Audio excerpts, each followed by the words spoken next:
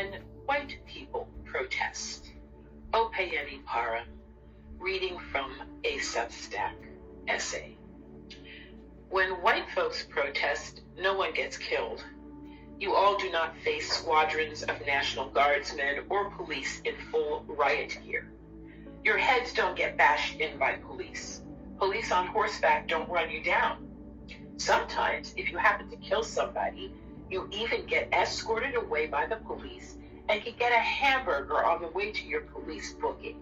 That would be Kyle Rittenhouse. So I hope that helps to deepen your understanding of what Black women are choosing to do.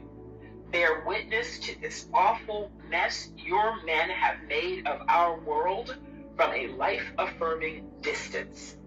Yes, I did say your men. White ladies, I'm trying to be generous here, but I'm not feeling terribly generous. There's an issue deep in all of this that no one wants to talk about. Your own collusion in your ongoing oppression. While white men may be able to garner some type of justification for that demographic's crazy descent into the manosphere, misogyny, and madness, white women's reasoning is beyond the pale, pardon that particular pun. What the fuck is wrong with you all? I was taught early in my life to be curious about motivations when actions I witness make absolutely no sense at all. I have been watching white women's actions. Total truth. You took a convicted rapist, a grifter, and a man who has bragged from his first presidential run about, quote, grabbing women by the pussy, unquote, and you put your trust in him over a Black Southeast Asian woman leader. You have allowed us to spiral downwards with your own daughters at severe risk for horribly limited lives due to shrinking reproductive health options, toxic pollution that contributes to infertility, neurodegenerative and cancer issues in too much of what we eat, breathe, or drink, climate change issues, and actual murder. Murder at the hands of those daughters' classmates in mass shootings and at the hands of those daughters' male lovers in close-up domestic violence. No one wants to mention the fact that a red flag for mass shooters, besides the fact that they tend to be white men, is the fact that they have usually smacked around some women in their life. Nota bene. When I place in the Google search line domestic violence plus mass shootings plus correlations, AI lists nothing. AI offers me the option of choosing how I put those words together, but AI lists nothing. Then, as I look at my search on the DuckDuckGo platform, I find not one, not two, not three, not four, 5 correlation references from a Biomed Central journal, the United States Office of Justice, Time Magazine, the United States National Institutes of Health, and 2 days ago, a reference from the Secret Service. Now, I want to say these are all things that should make you go, But since that last U.S. Secret Service reference with a stated connection between domestic violence and terrorism is only 2 days old, I strongly suspect that we will see it being used as a reason that Abrego Garcia should not be returned from the Venezuelan prison. More things that really, really should make everyone go, Total truth. I was taught to be curious about motivations, and I see white women acting in ways that do not support themselves or their daughters. I am left with some sad but rational conclusions. Sad theory number 1. You all are really stupid and don't see your own best interests. Sad theory number 2.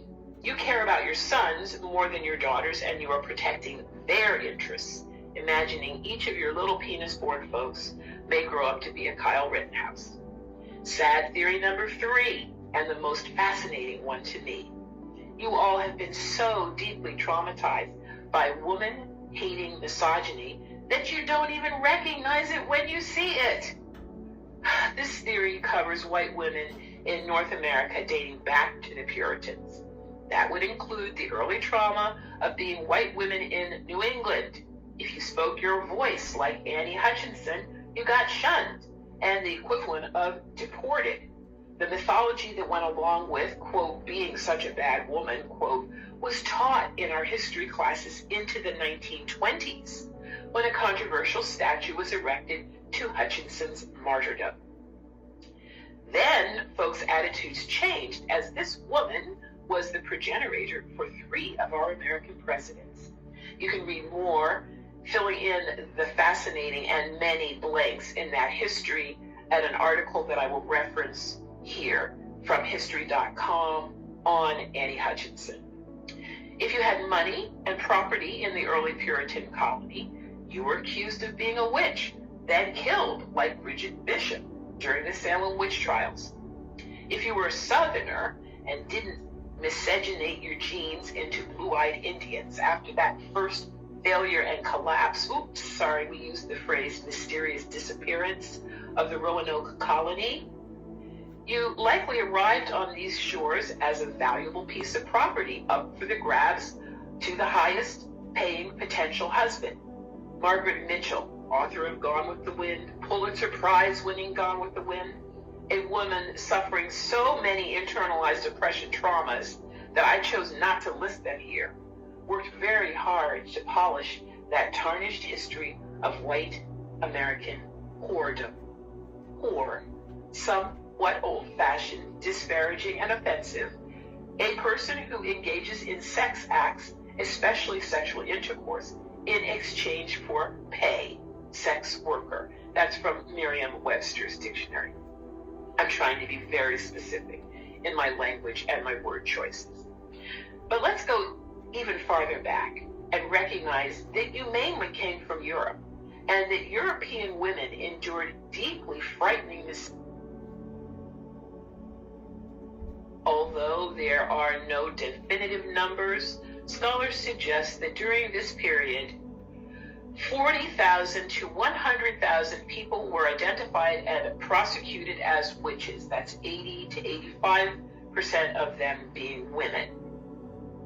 This last sad hypothesis is deeply influenced by my reading of Silvia de Federici's 2004 book, Caliban and the Witch, Women, the Body, and Primitive Accumulation.